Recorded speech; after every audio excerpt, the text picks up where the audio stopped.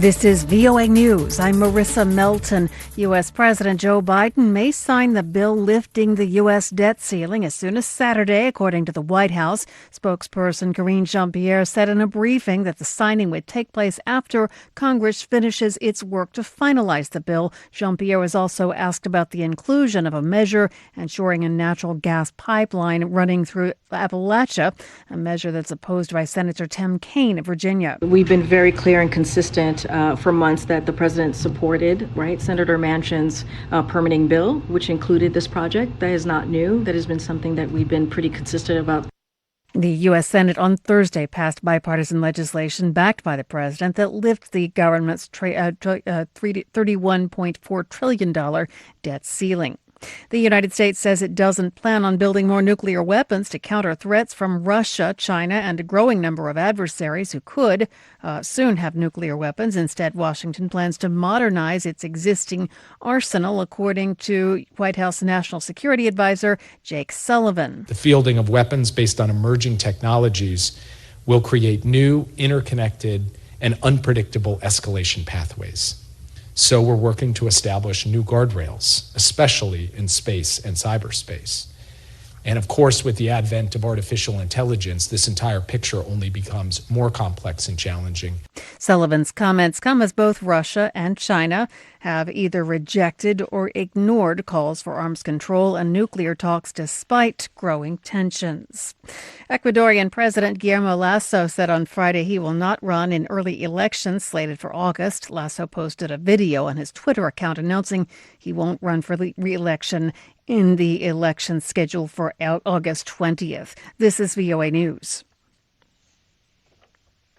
Aid workers in Sudan say violence, lawlessness, and bureaucracy are making it hard to deliver vital humanitarian supplies to the millions of people in need.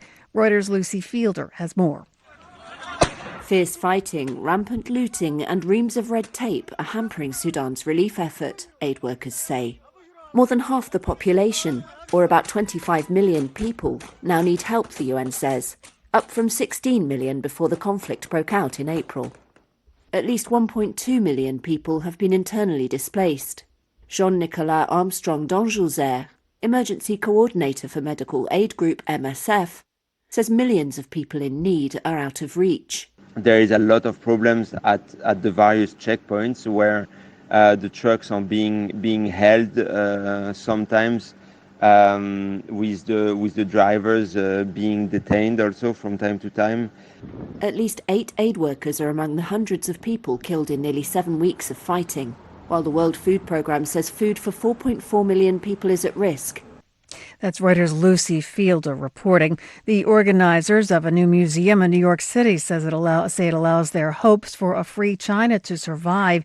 The exhibit is dedicated to China's 1989 suppression of pro-democracy demonstrations around Tiananmen Square, opening ahead of the 34th anniversary of the crackdown. Reuters' Matthew Laratanda. A blood-stained shirt, photos, detailed news articles are on display for visitors to this small office space on 6th Avenue. It's the sole display of artifacts from the time left, after authorities in Hong Kong pressured a June 4th museum there to close 2 years ago. Here we have the flags, the tent, and the flyers from 1989. Zhou Fengshua is a survivor of the Tiananmen Square crackdown who helped plan the New York Museum. He was placed 5th on the Beijing police's most wanted list after soldiers opened fire on crowds on June 4th and crushed demonstrations that were calling for democracy, greater freedoms, and government accountability. China never released a full death toll of those killed in 1989, but activists say it could be in the thousands. Reuters' Matthew Laratanda reporting. Prosecutors in Florida said Friday that dual Haitian-Chilean citizen Rodolphe Jar was sentenced to life in prison after pleading guilty in a U.S. court in March to 3 charges involving his role in the 2021 assassination of then Haitian President Jovenel Moïse. Rodolphe Jar was one of 11 defendants accused of contributing to the assassination in July 2021. Marissa Melton, VOA News.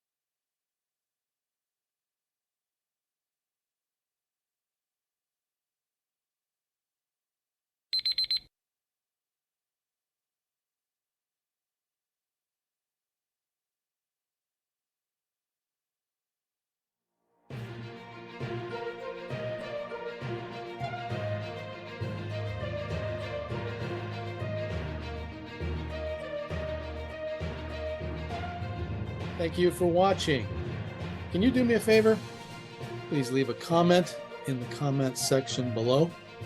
That would really help. Thank you, and see you again soon.